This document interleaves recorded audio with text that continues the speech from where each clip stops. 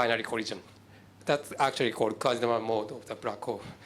So basically, so as I actually wrote here, so basically we consider like a black hole binary system, and this is in spiral phase I discussed yesterday. And so as a binary approach is other, so it enters really strong kind of nonlinear regime. So we need some kind of unique relativity in this strong gravity regime. But after the merging, so it's called ring down kind of phase.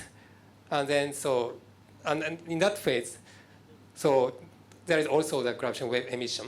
And that actually gravitational wave is related with some quasi-normal mode, which I talked today. So basically, in this ring down phase, the gravitational waveform is governed by damped oscillating mode called quasi-normal mode.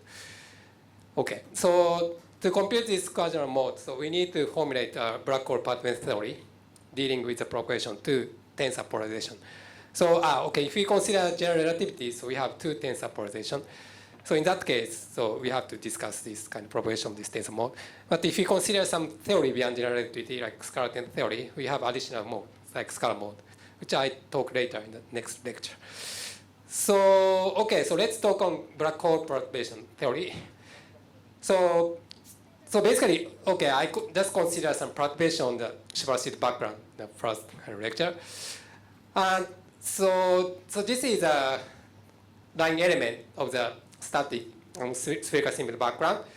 So basically, we have the function f and h, which depend on the radial coordinate. Okay, and yes, so depending on the theory, this function f and h are different.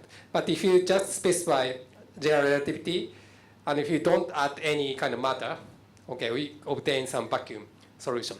Yes, and this is Schwarzschild solution. So Schwarzschild found this solution in 18 November in 1915. Okay, just maybe 3 months before he died, actually. Yes, yeah. So basically, I consider some perturbation on this Schwarzschild kind of background. Okay. So by considering this kind of perturbation on this background, so basically we understand several kind of stuff. So first one is some linear stability of black hole. So whether black hole is linearly stable or not. Now this is important. In the case of GR, actually it's linearly stable, as I show from now on. Yeah, but if you consider some specific kind of theory, so other theory like scalar tensor or vector tensor theory, quite likely black hole can be unstable. So this is very actually crucial to study some kind of stability of the black hole. Okay. And second one is some propagation gravitational wave. So basically, so by considering perturbation, so we have some two tensor polarization, and that propagate, okay, as a wave. So then we know how the gravitational wave propagate. Yes. And also the third one is quasi-normal mode, and also kind of overtones. So we have like fundamental mode plus kind of overtones. Okay, I talk later. And basically, we know several kind of important issues, okay, by understanding some black hole perturbation theory. This is called black hole spectroscopy. Okay, some people like Emmanuel Pelty worked a lot on this kind of issue. So I mentioned about development black hole perturbation theory. So this has kind of long history, and in the 57, basically Rich Wheeler actually formulated some black hole perturbation theory in the haute parity. Some people call axial kind of sector. Yes, I think Lech maybe Italian. I think no, Lech is it's professor in Torino, right? Yeah, he's great. And with Wheeler, he first formulated this black hole perturbation theory in the haute parity sector. At that time, no computer, right? So all the calculations done by hand. It's quite impressive, actually, to do that. But the haute parity sector is not actually complicated compared to even parity sector. So it took like 13 years to work on some, formulation in the even parity sector. And he's not Italian, he's French. No? Maybe, no. He's Italian? Italian, I don't know. I think he's French. I think so, yes. Yes, he did it actually. This is also quite amazing. This kind of calculation was done by hand. If you do that, you understand how it's complicated. But nowadays we have computer, so basically by using Maple or Mathematica, typically Antonio and I use actually Maple for doing this kind of calculation. You can do that. So if you are interested in that, so I can give you the code for that. Yes. So cosmology, many people worked on particle theory, but black hole, I think not so many, to be honest. Yeah, because it's complicated. But by using some computer, at least so you can do that. So yes, once you are accustomed to that. Yeah, at least I spent some time, like 1 month at least, to drive everything, Maybe less than one month, but yeah. But after that, it became very fast, Yeah, right. So basically, on the spherical in the background, so we consider some perturbation. Okay.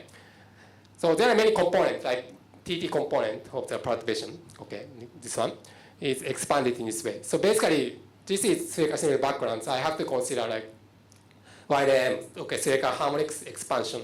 We do it. So this is a function theta and bar phi. And here I have some component which depend. This is H naught is a perturbation which depends on T and R. And F is a background metric component, yes. And I also have other component like HRR. This is RR component like this. Again, so YM appears here, yes. Yeah, but on the spherical background, so I have to separate the mode into two sectors, which I call like odd and even parity modes. So basically, under the rotation in the two-dimensional plane, theta bar phi plane, the perturbation can be decomposed into two modes. So I call the odd parity mode is characterized by the parity, having parity like -1 to L plus 1. And even mode is characterized having parity like -1 to L. So example, odd parity mode is like HTA. A is either theta or bar phi. And EAD is kind of antisymmetric kind of tensor, okay? And here I have to take some derivative by M in terms of some, B is also characterized either theta or bar phi, yes. So derivative by M with respect to either theta or bar phi. And even parity mode like HTT and HRR, for example. So yeah, maybe it's better to show some sort of, okay, example here. But before doing that, so I have some gauge degree freedom.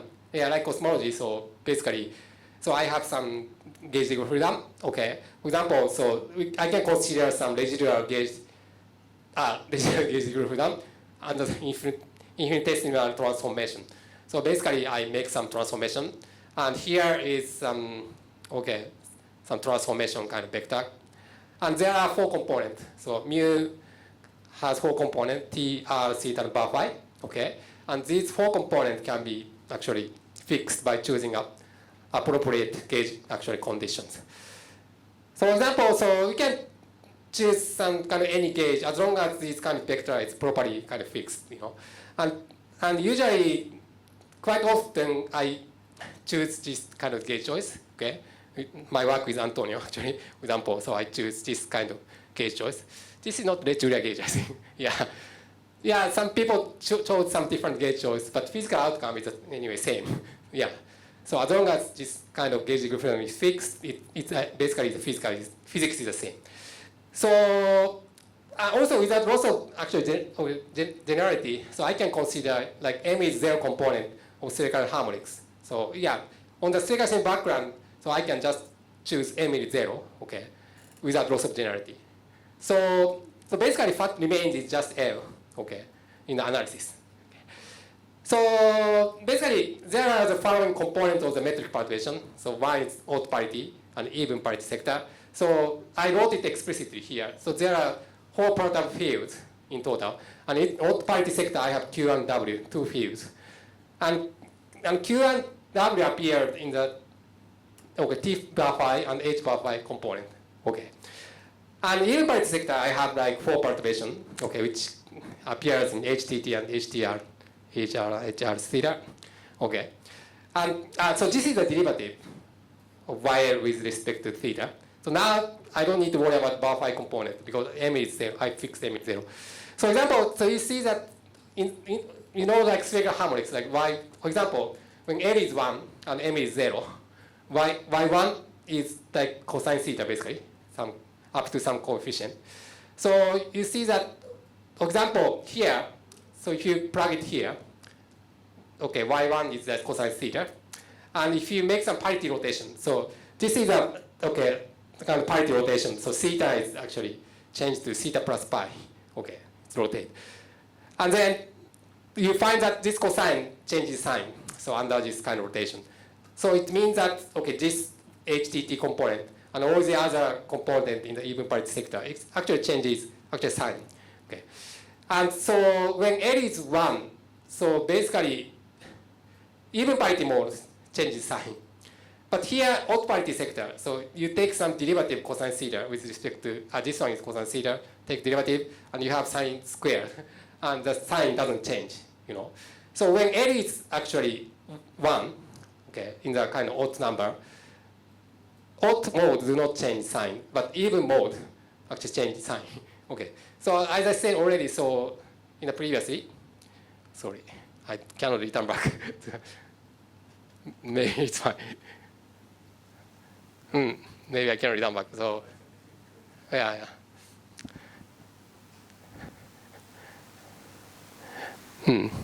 Okay, so great. So great, thank you. So basically, yeah, this I mentioned already. So now, so in the case of L is 1 mode, all right. So basically, when L is 1, so odd mode is -1, okay, to squared. So the sign doesn't change, okay, when L is 1. But in the even parity mode, parity becomes -1, so sign changes. So when L is 1, that's exactly what happens. So, and when L is 2, the opposite happens, you know. The odd and parity mode, so it's defined in this way because of this kind of parity. Now you understand the point.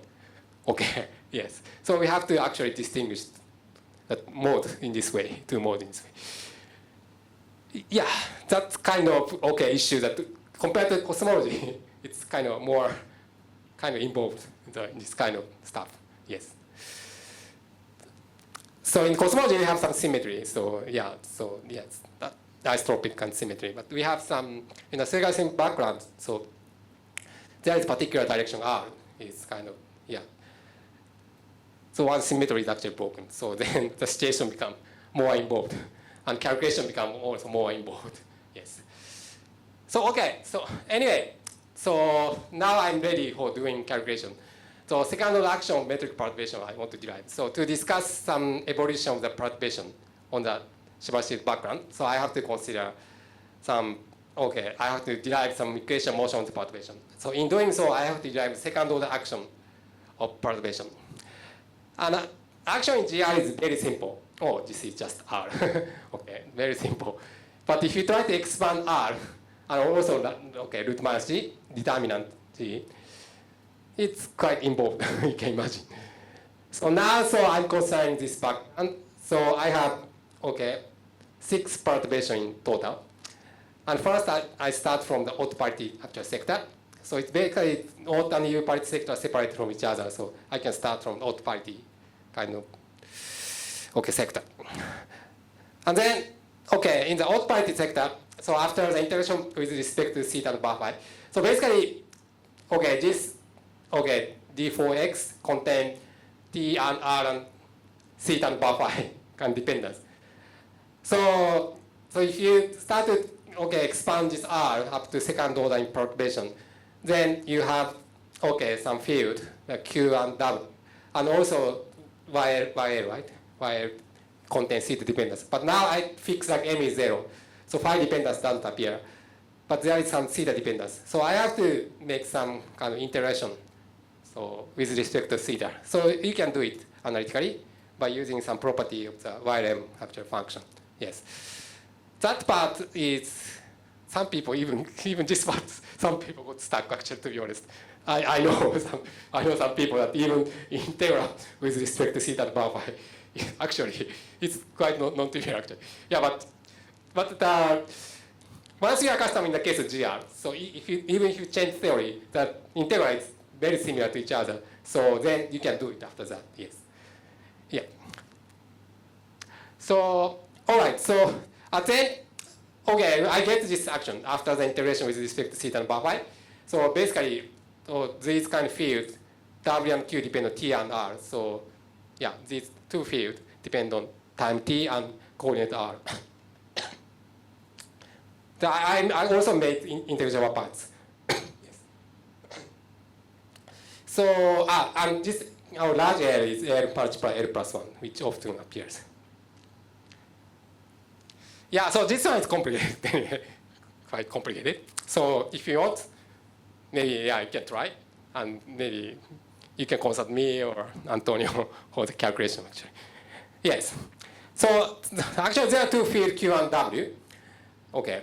But actually, so there are two fields, but there should be one dynamic degree of freedom. Because actually, there are two tensor modes that propagate in GR. And now I separate into odd and even parity sectors. And odd parity should contain one gravitational mode. And even parity should contain the other one mode. So there should be one dynamic degree of freedom. So although I have two fields Q and W. Then by doing some kind of introducing some Lagrange multiplier, so you can show that there is actually one degree of freedom. So basically, so I add this kind of thing. Okay, Lagrange multiplier chi, field chi. So which is actually chi is equivalent to this one. So by adding this one, and by varying the action, this action with respect to chi, so I get this one. Okay, and then it means that this actually vanishes. So this action is the same as the original kind of action. Yes, so yeah, then I can consider this kind of action. Yes, so basically, so this action is equivalent to the previous one. And then, so I try to eliminate now W and Q from this action. So let's vary this Lagrangian with respect to W and Q. And then I get this field equation motion. And I get some, I can solve for W. And also, this is the equation of Q, and I solve for Q. And then, so I substitute, after solving for W and Q, and I take some time derivative and spatial derivative here. And then, okay, then compute it again, okay. Then, and W and Q is completely eliminated from this Lagrangian, and only chi field remains, yes. Then the resulting Lagrangian contains only chi, and its time and linear derivative. And chi is a single dynamical degree of freedom in the odd parity sector. Yeah, at least for the multiple larger than 2, okay. So this is the only degree of freedom that propagates in the odd parity sector. So actually, this action is very simple, okay? Yeah, I suggest you to try this kind of calculation. It's interesting calculation, actually. Yes. So basically, so I can write in this way. So Lagrangian contains some time derivative term, and K is kind of kinetic, kind of, okay, coefficient, okay? To avoid some ghosts, so this K must be positive. So now, okay, I assume that F and H is positive. I'm considering some stability outside the horizon. You can extend the stability inside the horizon, and that I'm just considering the stability outside the horizon. And in that case, so to satisfy the condition like K is positive, so then, okay, this is automatically satisfied. Capital L is L multiplied L plus 1, so this capital L is larger than 6, so this is automatically positive outside the horizon. So the ghost is absent automatically. So we don't require any additional condition. Automatically in GR, so this odd parity sector doesn't contain ghost mode. And then so from here, so it's kind of, prime is a derivative with respect to R, okay? And this characterizes some kind of propagation speed. So yeah, so basically, yeah, from these two terms, so you can derive some propagation speed. So radial propagation speed CR in terms of proper time. So I have to define some, okay, proper time. So which, okay, I have to some rescale here. So F appears in the time component of the background metric, and I have to introduce some proper time. And then rescale, okay, coordinate. Also, root H appears in the metric, and I rescale in, okay, radial coordinate. And then in terms of this kind of, okay, rescaling, so I can define like shear scale is dr tilde over d tau. I didn't write it, sorry. So shear scale is defined like dr over d tau, yes. And then you find that this is just this quantity, 1 over fh multiplied g over k. And g is fhk, so basically this is fh divided by fh, so this becomes just 1. So I use a unit that speed of light is actually just 1. So this is luminal, so basically along the radial direction. So basically, the gravitational wave in the odd parity sector propagates at the speed of light. Yes. And also from here, so there's additional information in the spherical background. So this also gives some angular propagation speed. So for large L mode, so L is kind of multiple. So in the high limit of large L, so it shows some kind of angular propagation of the gravitational wave. And then so by taking some really large L limit, okay, then we get some really, some people say like Vito Cardoso, they call like aconal kind of limit. Yeah, okay. And so then I find that Shiomiga scale from here.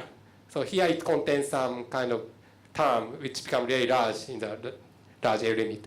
And then so I can again so compute propagation speed, okay, along the angular direction from this matrix M and the matrix K. Yeah, okay, and this additional factor appears because of the kind of definition of proper time. Okay, and then so finally by taking the limit like L is equal to infinity, I get just this one. So this is luminal, so again speed of light. So both radial and angular direction, so propagation speed is equivalent to the speed of light. So basically there is no kind of Laplacian kind of instability. So in some theory, this shear scale or shear omega sphere can be negative. In that case, that really leads to some instability called Laplacian or gradient instability. But in this case, there is no Laplacian instability. So this shows that in GR, at least in the haute parity sector, gravitational wave propagate at the speed of light. So we prove that, okay, in GR, the gravitational wave actually really propagate with the speed of light on this background. Yes. It's fine? Okay. Maybe it's something similar to cosmology. So up to here, if you see it here, you see something very similar to cosmology. But maybe that calculation is something more involved. Yeah, okay. Because of the symmetry is broken along the radial direction. So, but anyway, you can enjoy this kind of calculation. Yeah. So, okay, so now I can discuss more kind of physics like, okay, now I discuss some linear stability, but now I'm interested in some sort of kind of Quasinormal. Okay. In doing so, I discuss some Ledge-Wheeler potential. So in the first paper of Ledge-Wheeler, they actually derive this kind of potential. So on the Shibashi background, okay, and F and H is 1 minus 2m over r. M is the mass of the black hole. Okay, and the equation of motion for chi is okay, directly degree of freedom. And now I have the action. So then I can derive some field equation motion for chi. And then, okay, I introduce some tortoise coordinate, okay, like r star, okay.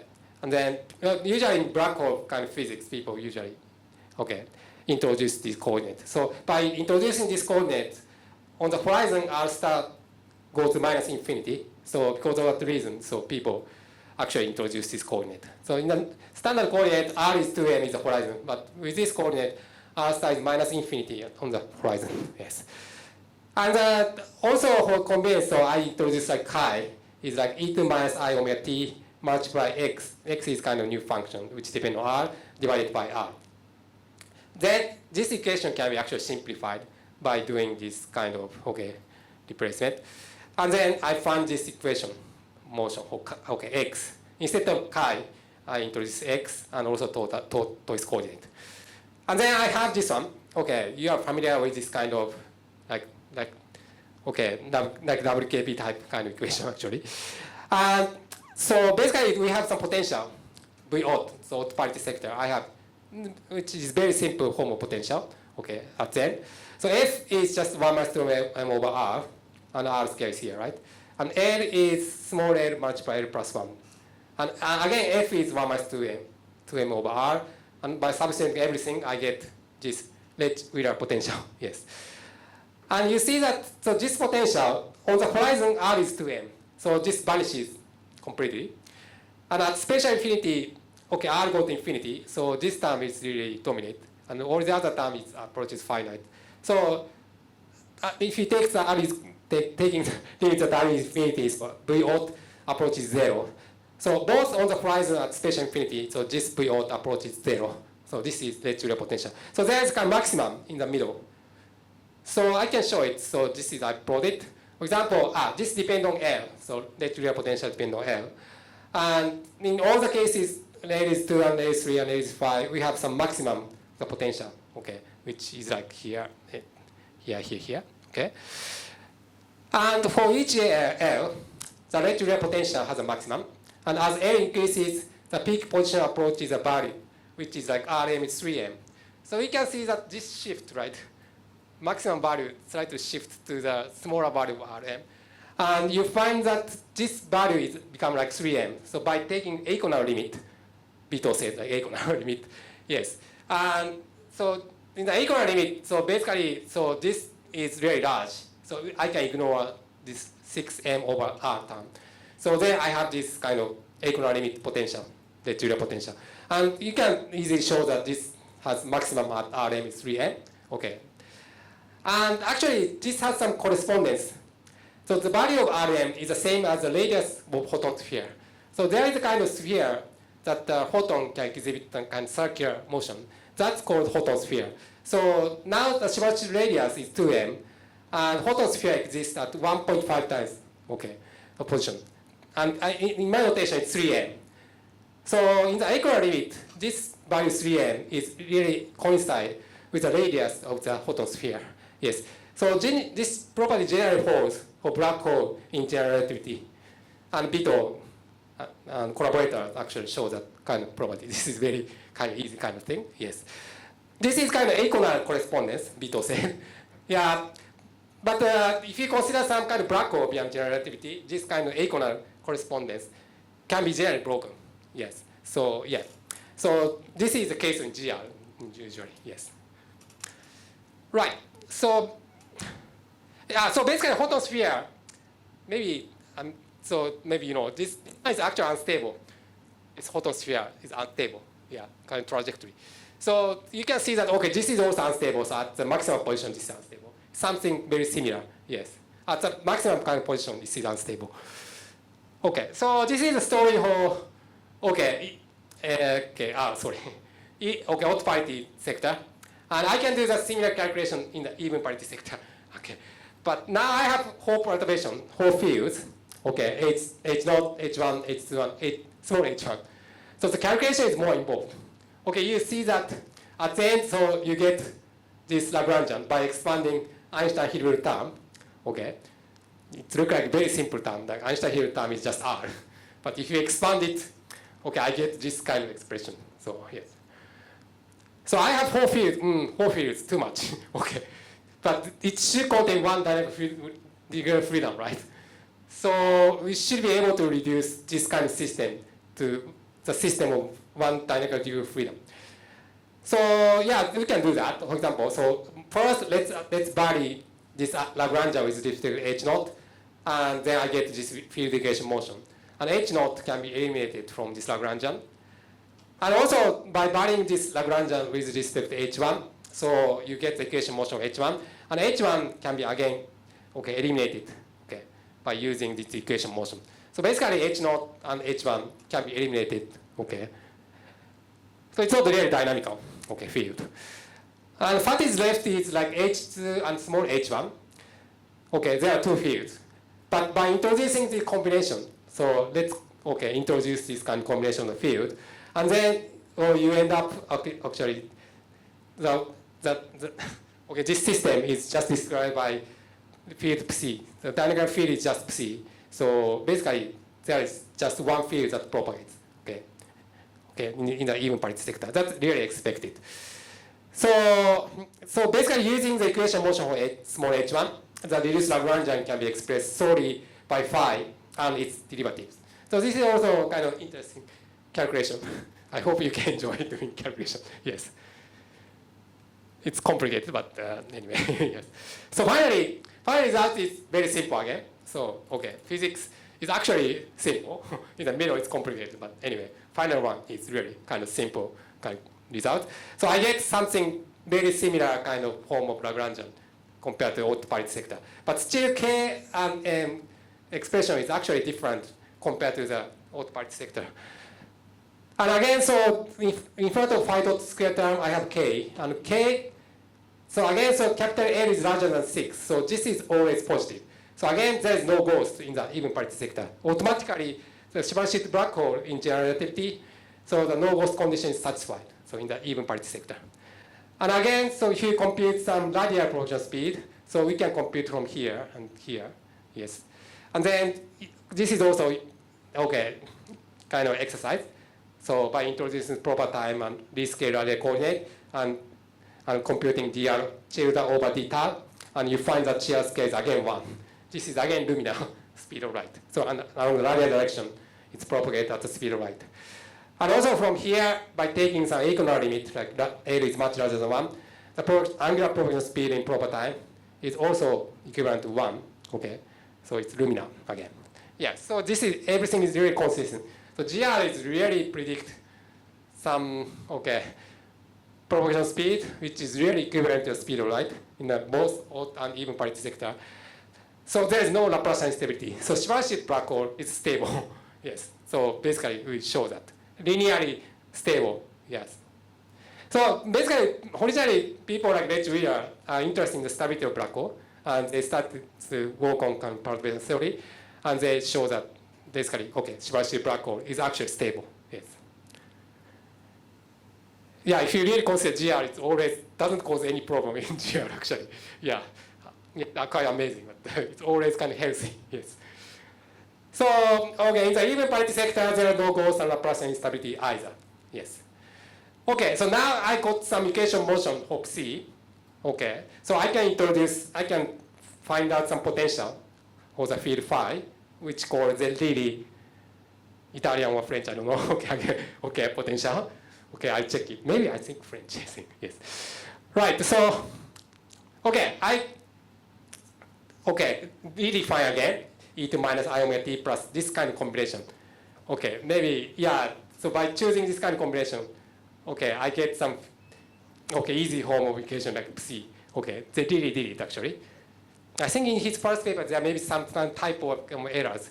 Well, I can understand because this is very complex calculation, so yeah. Yeah, but later people actually correct it, okay?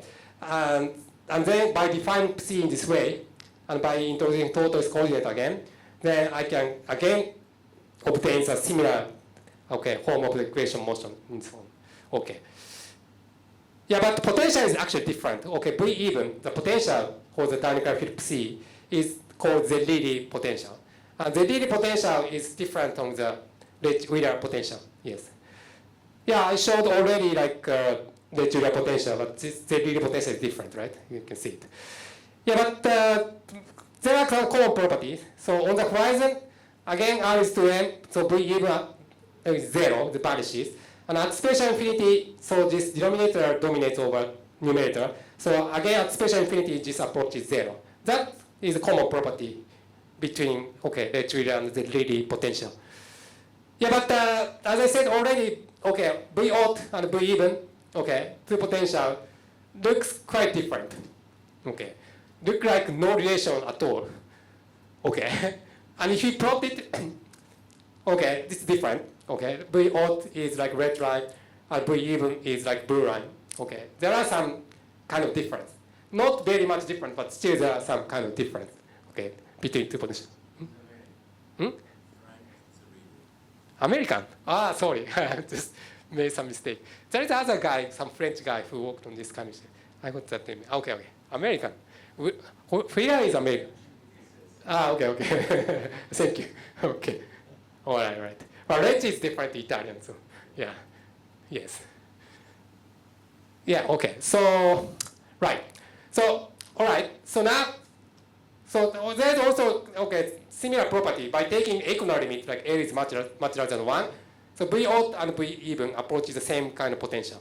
So again, so by taking equal limit, there is equal correspondence, both for the odd and even parity modes. So there is extremum at Rm is 3n. So basically, by taking large L limit, so this position of extremum actually coincide with each other.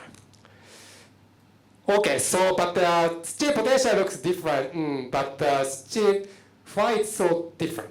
Okay, and some people actually consider. Okay, I show later, but actually, like people like Chandrasekhar notice some correspondence actually. Yes, by using some superpotential.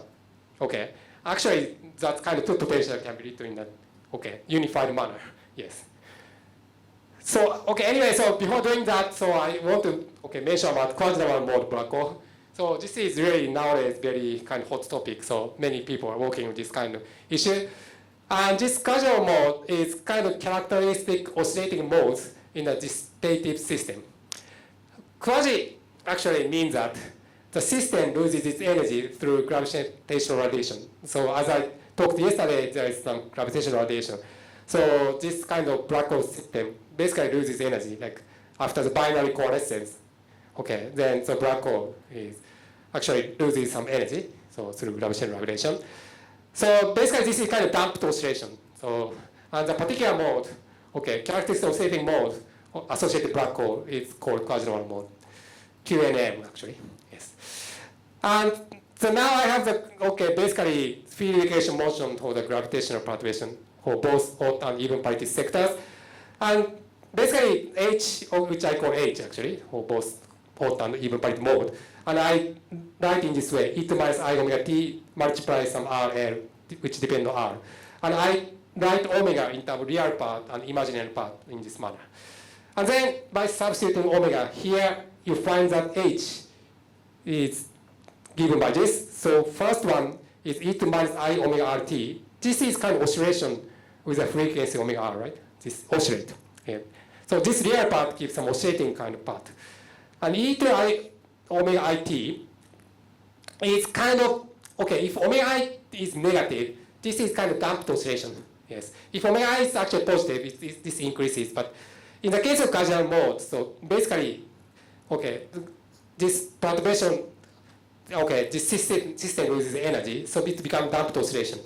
So this is actually what happened, after the black hole merger. So if you consider some, basically kind of waveform, so basically we have this kind of damped oscillation. So if omega I is negative, there is amplitude decrease in time in this way, and this term oscillates. So this real part gives some oscillation here. Yes. Yes. This is Quasinormal mode. So Quasinormal mode corresponds to omega I must be actually negative.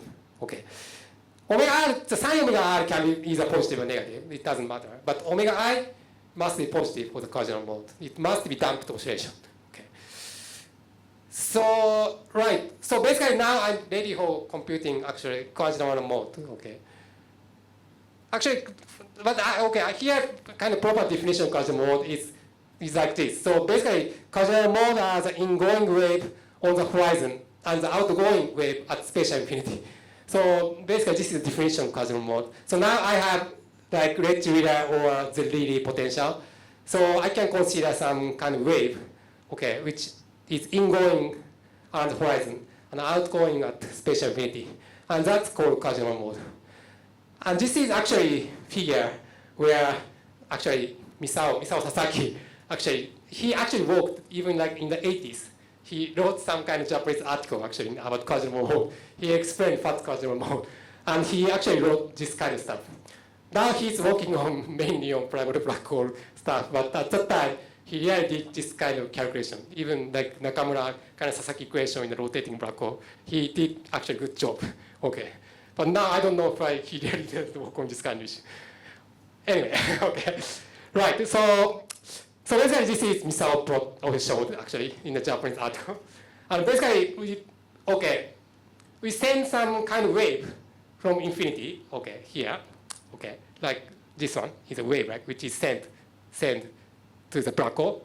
And there is kind of reflection.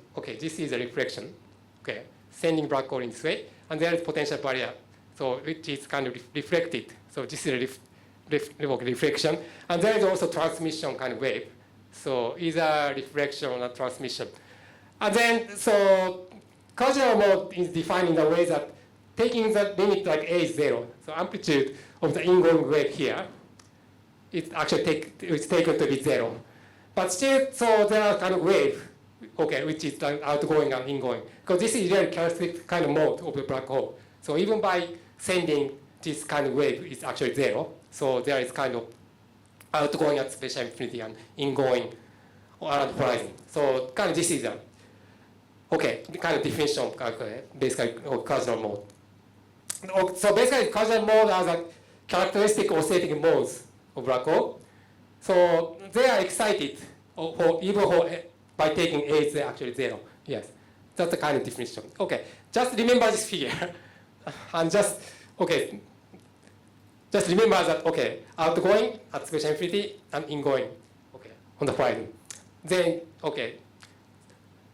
it's easier. Yeah, this is Cosmology mode.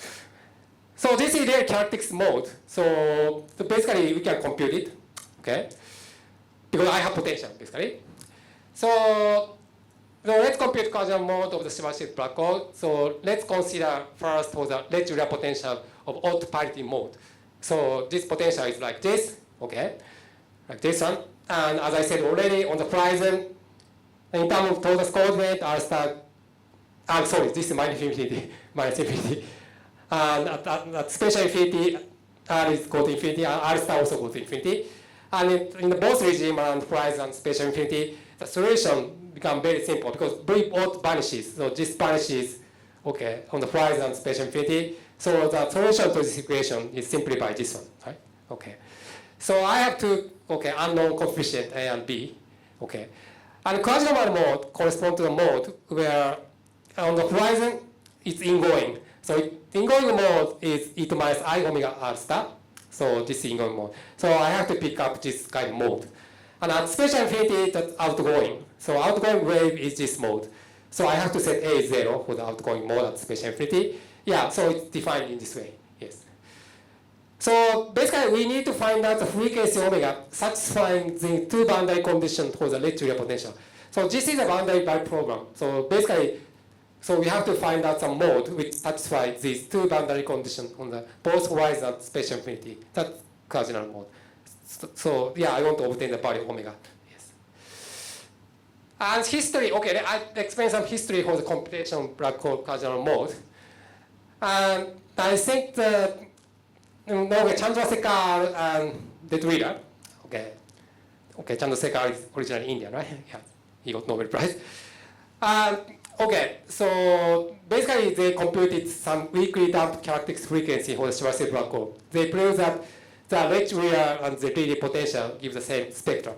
Yes. Yeah, so this is a paper by Chandrasekhar and Detria. Oh, this is Chandrasekhar, quite very young. Maybe he was in Cambridge, right? Yes. Detria, this guy is Detria. And Emmanuel Berti actually gave me this photo. And he's kind of marathon runner. So maybe he's my friend. Okay. I also do some marathon. So, all right. So basically, what they showed is that there is isospectrality of Quasinormal mode between odd and even parity perturbation for the supermassive black hole. So basically, Quasinormal spectrum is exactly the same in both odd and even parity sectors. So that's what they showed. They really showed in a clever manner, which I mentioned soon, actually. And then after that, in the 85, Schutz and Weil developed some WKB approach to compute Quasinormal mode, actually. Yeah, but still, this is kind of WKB approximation. This is not so precise. And 86, some people like Lieber provided an accurate method to compute Quasinormal mode by using continuous fraction representation of wave function. So yeah, this is quite efficient kind of way, also very accurate, actually, yes. That resolves the calculation. So first, I want to mention about the isospectrality of the Quasinormal mode of the supermassive black hole. And actually, in the Chandrasekhar's book of mathematical theory of black hole, actually, it's really written explicitly. So the red real and red ZD potential can be expressed in a kind of unified manner by using they call superpotential. Okay. Maybe some related to some supersymmetry. I'm not quite sure. Yeah. But by using this kind of superpotential, actually W, V odd and V even can be actually written in this way. The only difference appears this sign plus and minus, basically. Yeah. But there is a basic relation. So both V odd and V even come from a single superpotential, which they introduced. In the Chandrasekhar's book, it's really written. Yes. And beta is actually this quantity. Okay. So basically, they are related to each other. They look like different, but they come from the single superpotential. And then basically, the potential of the form, this form implies a foreign relation among the even parity perturbation C plus and odd parity perturbation yeah, like C minus X. So there is kind of correspondence, kind of this one. Yeah, which is shown by Chandrasekhar and his collaborators. So due to this correspondence, some relation between psi plus and psi minus. So basically, the isospectrality of them holds for the Shimaru black hole. So this is actually good. So because actually we only need to compute the Quasinormal mode for the odd parity perturbation. So basically, Quasinormal mode is the same in both the odd and even parity sector. So I just need to pick up some simpler potential is odd parity mode. So I can just consider Quasinormal mode for odd parity perturbation. So I mentioned about some continuous fraction method by Lieber. So yeah. So by considering odd parity potential, yeah. So just finding out some Quasinormal mode by satisfying this kind of boundary condition. So on the horizon around R is 2m. So basically solution must be of this form, must be ingoing. And by substituting this kind of tortoise coordinate relation with R, then I find that X is proportional to this one. And at special infinity, so we have to consider some outgoing wave. And by substituting this one, I have this kind of dependence. So Lieber is clever enough that to match these kind of two solutions, so they actually wrote some general solution to this system in this form. So by having a look at this expression, you see that, around the horizon, around R is 2m, so this actually expression reduced to this form. You see it, actually, yes. Around R is 2m, this is just 0. E to 0 is constant. This is constant. And this also become constant. So this term dominates. So basically, I have this kind of condition. So at spatial infinity, so basically, by taking some limit like R infinity, you find this dependence. Yes. So and they actually, he actually considers some kind of coefficient an here, and by taking this kind of sum. So this coefficient n should be chosen to satisfy the Lesch-Wheeler equation. So basically, this x, the solution of this equation must satisfy this Lesch-Wheeler equation. He substituted this equation to Lesch-Wheeler equation and tried to derive some coefficient, and he got some Quasinormal mode. So the coefficient n obeys some following recurrence relation. So basically, like A0, A1, etc.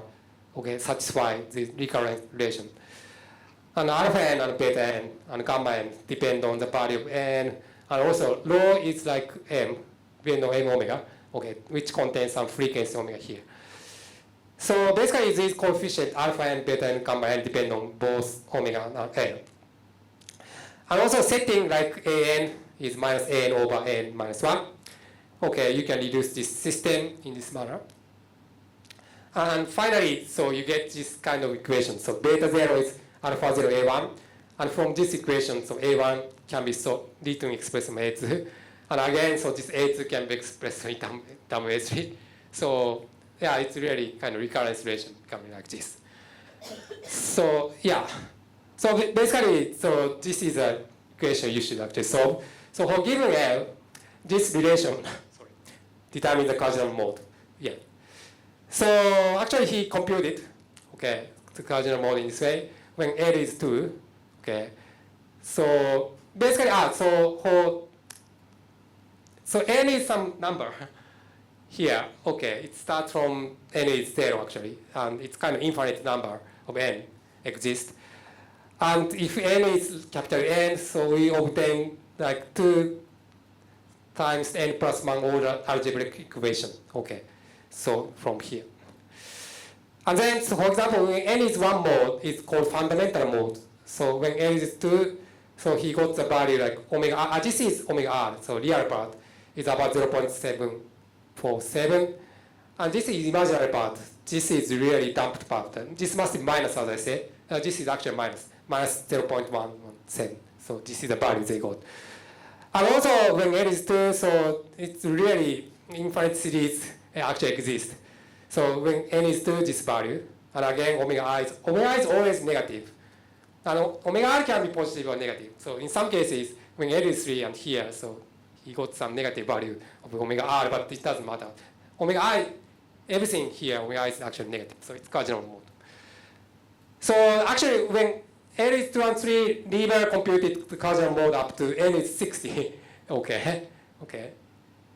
And this number n is called the tone number, mode number. So n is 1 is a really fundamental tone. Okay. This is really most fundamental tone is n is 1. And all the other mode is actually kind of imaginary part, omega I, actually increases in time. You see that imaginary part, amplitude of the imaginary part, increases in time. Yes. So this is kind of, the stronger damping of Quasinormal mode during the ring down phase. So I mean, when n is 1, the amplitude of omega Y is smallest. So it doesn't damp significantly. But as n increases, the omega Y, the amplitude of omega I increases. So it damps significantly. But it's actually sum of the old mode. Okay. But this damped mode is n is 1. So this is the kind of dominant mode. Okay. The fundamental mode is a dominant mode. So, okay. So the fundamental tone exists here. So this is when L is 2. So I have this fundamental tone here. And when L is 3, so I have this fundamental tone here. And as L increases, imaginary part omega it actually increases. So the damping is actually gets larger as n increases. Yes. So actually, the observed Quasinormal mode is the sum of all the kind of tone. But as I said already, so n is 1 is the most dominant actual component. Yes. Yes. So basically, I consider some odd parity kind of potential, but even parity perturbation, with the potential, the Quasinormal mode are exactly the same as those given above. Yes. So because of that kind of isospectrality relation, so yeah, it's the same. So finally, or almost final actually. So basically, this Lieber method is quite powerful, but if you try to consider more general theory, so there are more degree of freedom, like what I worked with Antonio, like axion kind of case. Yeah, we consider some kind of black hole solution, in the more general kind of theory, like some axion field is involved, and there are more degree of freedom. We even have like 5 degree of freedom, like axion, case. Axion coupled to electromagnetic field, so there are 5 degrees in total. So in that kind of case, actually the Lieber's method is not necessarily the best one. And people like Paolo Pani, Paolo is Italian, he is in actual Rome, and he actually developed his kind of code in this article. This is very useful. And Antonio and I actually used his code. We modified his code, and we made some kind of calculation for the original kind of cases. And this is very powerful. Even computing and gravity factor stuff, it's very kind of powerful method. So basically, even in the presence of many kind of dynamic degree of freedom, so basically I can deduce a system like this typically. Yeah, but it's coupled actually usually. Yeah, and in that kind of case, what should I do? Then basically boundary condition is similar. So basically ingoing on the horizon and outgoing at spatial infinity. So I choose some kind of similar kind of boundary condition, but there are more degree of freedom in that case. Then on the horizon, I expand in this way, actually. From n is 0 to infinity. This is like kind of Taylor expansion on the horizon. And multiply e to minus I omega r star. And this coefficient are known as function of GI0. So this is again kind of recurrence kind of relation. So basically, each coefficient can be known by substituting this solution to the equation motion. And at spatial infinity, I also expand in this way. So this is kind of expansion at spatial infinity. And the coefficient Fin are known as a function of Fi0. Yes. And then, so basically, we solve this kind of differential equation, from the horizon and also from a spatial infinity, and we match the solution. So basically, we solve outward from the horizon, and we solve inward from spatial infinity, and then we match the two solutions at some point. That point can be arbitrary. So yeah, but independent of the choice of that kind of matching point, we should get the same results. And the Paolo's code is actually made in that way. We can really choose at any matching point. And then we can form some matrix, in this way. So this is a kind of solution which is solved from the horizon, psi h and derivative r derivative h psi I, and this is a solution which solved from special infinity to the internal direction, and I call like psi I infinity and psi prime infinity, and I can make some sort of Wronskian, right? So this kind of determinant, I can make some matrix, from this, these two solutions, and then I can form like Wronskian kind of matrix, and then that determinant must vanish, for the consistency at the matching point, and then I can determine some value of omega. So this is really powerful method numerically, and by using Mathematica, actually you can really calculate with very high accuracy, up to like maybe more than 10 digits actually, like that. So we can really compute Quasinormal mode, with Mathematica. Yes. So this one is very useful. So just maybe you can download it here. Right. So this is your end. Actually there are some. So I just talked on some non-rotating kind of black hole, like Shiba-shaped kind of black hole. And but there are some other black hole like charged black hole, like electric magnetic charged black hole. And the Quasinormal mode are different from those in the Shiba-shaped kind of case. So originally this was done by Gunther and many other people. And also we worked on that issue with Antonio actually. So what we did. We also consider some charged black hole with both electric and magnetic charges, actually, and show some isospectrality. So it's quite recent one. We actually worked on that kind of issue. And so in this case, there are more degree of freedom, like 4 degree of freedom. And in that case, we basically use this method of Paolo-Pani, and then we compute it. Yes. But for rotating black holes, the situation is more involved. Yes. People actually use it like Sasaki Nakamura equation. Misao actually worked on this. He actually derived some potential for the rotating kind of black hole in the old days. He did it actually. People like Oshita-kun, kind of people, doing some analysis in the rotating black hole by using like Sasaki Nakamura kind of equation of motion. But actually, so if you consider some kind of more general theory like scalar tensor theory, like scalar Cosmology case, the situation is actually more involved. So, but recently the group of Nico units, they actually developed like spectral decomposition method by using some Chebyshev polynomial. They actually computed some kind of clever way to compute some Quasinormal mode for rotating black hole. I'm not quite sure the accuracy is very good or not. But at least for the like Kerr black hole and also some kind of rotating black hole or the scalar Cosmology case, they reproduce the kind of results of the other kind of author.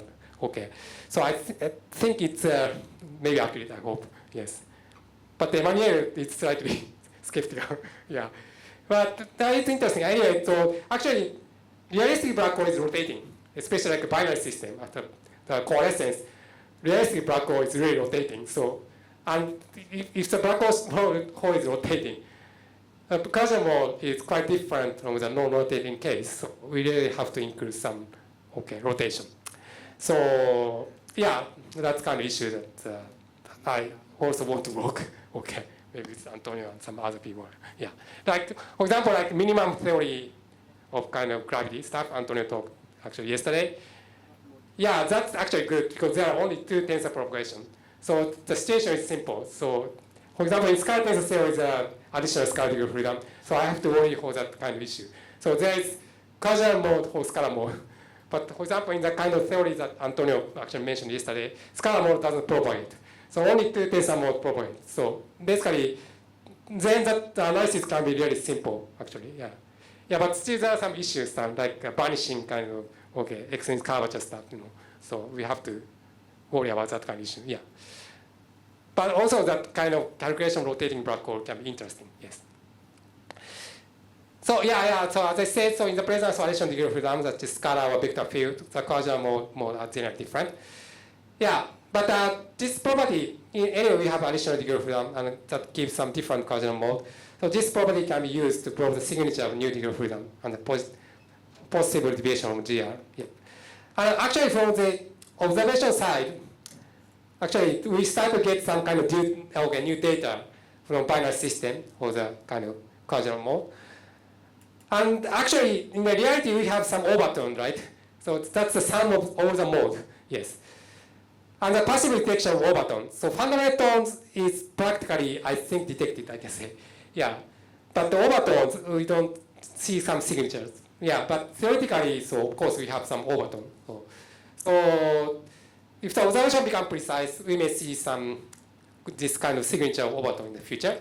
And it will further allow us to propose the property of black hole further. Yes. All right, okay, thank you. Yes. Are there any questions?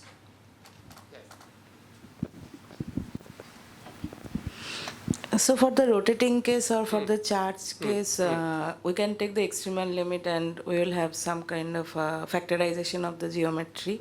So for those cases, the quasi-normal mode frequency changes compared to the non-extremal black holes? Or yeah, I think some people discuss, that case, extremal case is quite special, right? Yeah, so I think some people did it, actual analysis. But I think they maybe, actually I'm not really, I don't know in the detail, but I think that case must be, analyzed in a separate manner. And then, so yeah, that's quite special in the external case. Yeah, but you can do the calculation, yeah, in that case. thank you. Okay, next questions. Is this quasi-normal modes can depend on the background dark energy Yeah, it's true. So basically, I didn't consider any kind of cosmological kind of background. But time-dependent background calculation, I think maybe it's not really matters usually. Yeah. So we don't really consider some large scale and just kind of local kind of effect. So it's true that time dependence really doesn't appear but it anywhere. can be affected by the dark matter halos, like the profile of the dark matter. Yeah, that one is actually, that's important. Environment effect, that's important that people discuss. Yeah, that one is actually modified. Even the potential I derive is really modified by that kind of local effect. Yeah, some people discuss some modification of the red Julia kind of potential. Yeah, that might actually happen. But for the dynamical kind of dark energy field,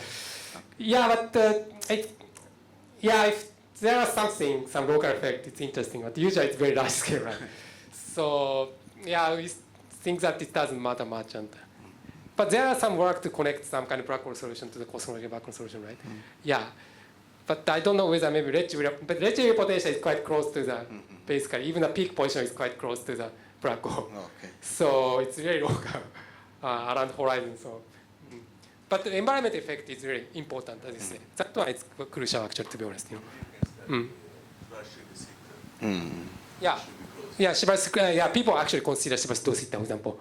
That case gives some, you get the even analytic solution, I remember. If you assume some Tosita kind of asymptotic, you even get really analytic kind of value. Yeah, some people also compute it. But it's really not really dynamic dark energy in that case. So that can be, okay. Maybe interesting. Okay, so are there any questions? So these quasi-normal modes can also be give some kind of a contribution to these one loop corrections to the black hole thermodynamics and other thing, or is it? So if you include some dynamics, basically kind of quantum kind of effect. So it will modify the black hole thermodynamics at one loop level.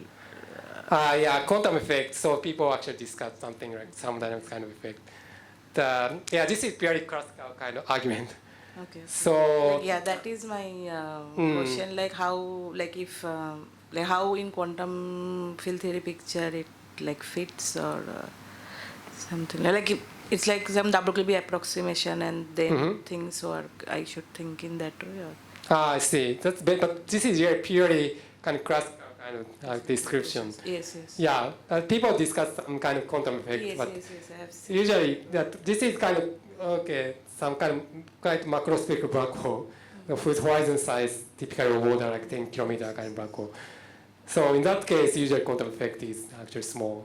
So yeah, people don't worry much. But in the case of really kind of small kind of black hole, that kind of quantum effect like Hawking radiation matters. So in that case, yeah, it actually matters. Yes. But observationally, we really don't detect this kind of very small black hole. But it's an interesting point, actually, quantum effect. Yeah, that stuff. The quasinormal modes are not well defined at infinity because they grow. Okay. So, But the potential are of- not normalizable. Okay, okay. So I'm not even sure how to normalize such a mode. Okay. You mean that mode increases? I mean, Yeah, because you have this. It's not that because we receive, right? We receive the wave. I see. Yeah. So it survives at infinity. It's a damped oscillation, so why? It's a damped, okay, but it's a damped oscillation. But when you do, Shinji show that these are dependent. Yes. And you see that in actually the properties. Okay. So what happens? You have e to the minus I omega t. That's solution. I minus omega t. So yes,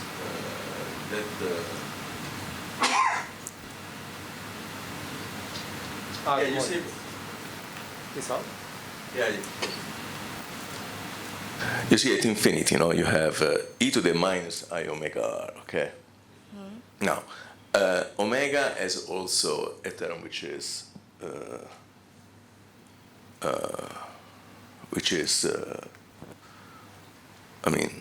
complex. Okay. Then you have I times I is negative, but omega is negative, r to some positive power, Okay. right? Because omega is, but it's known actually. Okay. Quasinormal modes are not normalizable at infinity. Yes. Okay. But it's not a problem. It's just the way it's built, actually.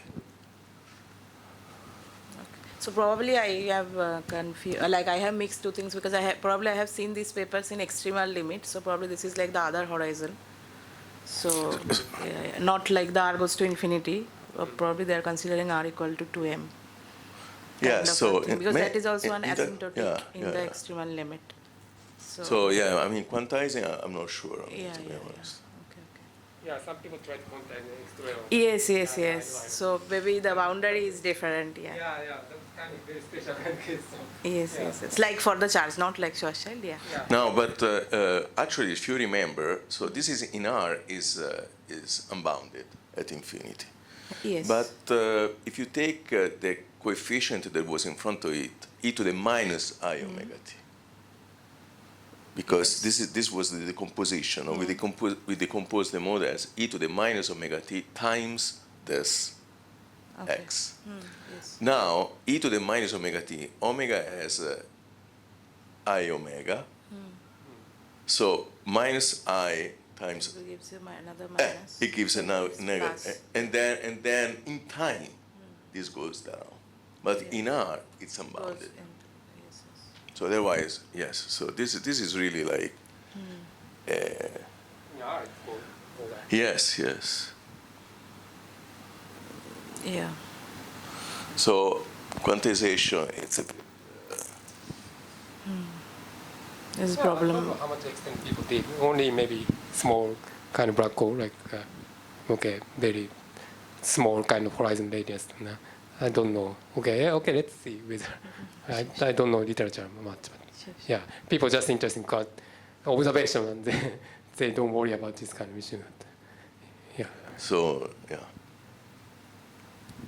But maybe it's interesting because some people, but I'm not sure how they do it. Some people introduce thermodynamics even at the level of the background. Yeah. Okay. Yeah. Now, of course, these are perturbations which are supposed to be stable, which are supposed to be a better solution for the whole black hole. because the black hole would be background plus perturbations. Now, of course, now you have this new background, new solution, which is background plus perturbation, and then, you have a new metric, and from the new metric, in principle, you can deduce something about thermodynamics in the way people do with the background. But I don't know what you're going to get to me. Yeah, even at the background level, you can rewrite these kind of equation, classical equation to thermodynamics form. Even in cosmology, you can do right. Yeah. That maybe the quantization is kind of different kind of procedure after that. So, yeah, it's an interesting issue. I may check some papers actually whether people really discuss some quantum effect of that. Yeah. Plus, I think situation becomes very, very complicated if the masses are, if the modes have mass.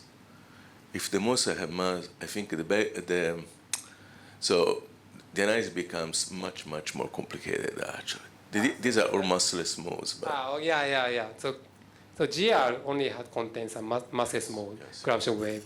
But if you have some kind of massive scalar field, for example, there is kind of growing mode solution. Okay, you have to really kill that kind of solution. But numerically, it's very challenging actually. It's really, So we really consider massless theory.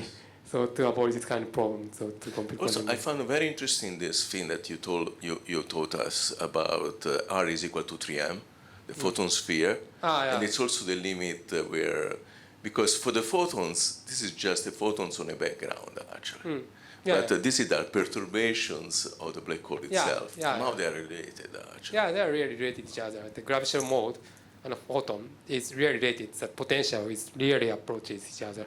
So it's really a correspondence when L is really large. I guess because, or maybe also graviton is massless. So yeah, that's really related. Photon is actually massless and graviton is massless. So in some limit, it recovers the same kind of potential. Photon, behave in a very similar way. You can learn amazing from that. Yes.